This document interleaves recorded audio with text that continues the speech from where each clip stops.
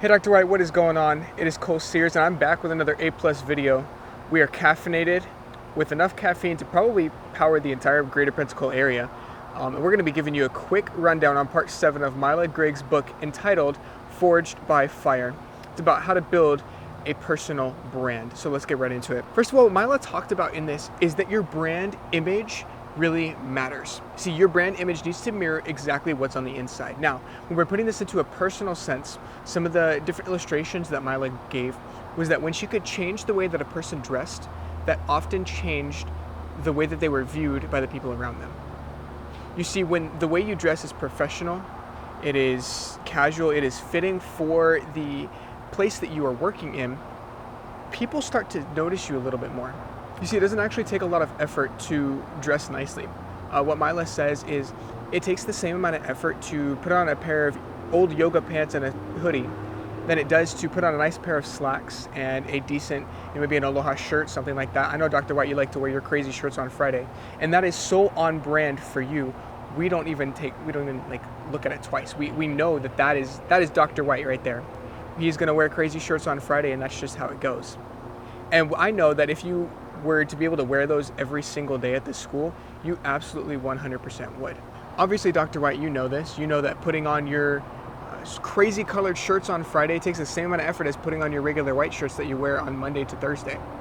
And yeah, they're very different vibes, and you give off a little bit different energy when you're wearing them.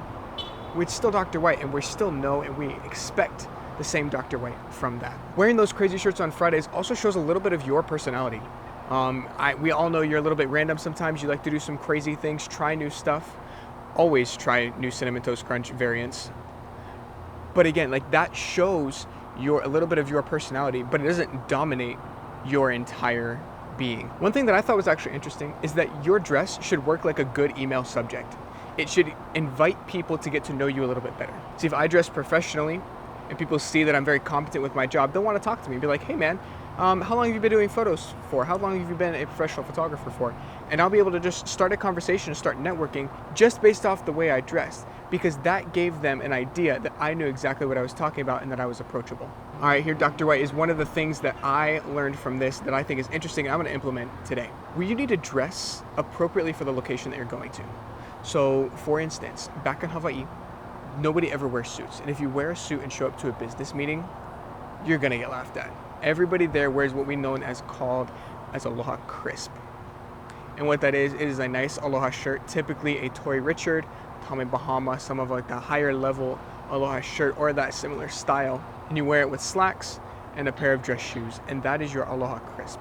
Every other day, you're just kind of wearing almost like what we would wear to class here, except we'd never tuck in the shirt. And so I would encourage you, and I'm going to be working on this as well, is to dress appropriately, not only for the thing that you're going to, the event, but also for the location that you're in.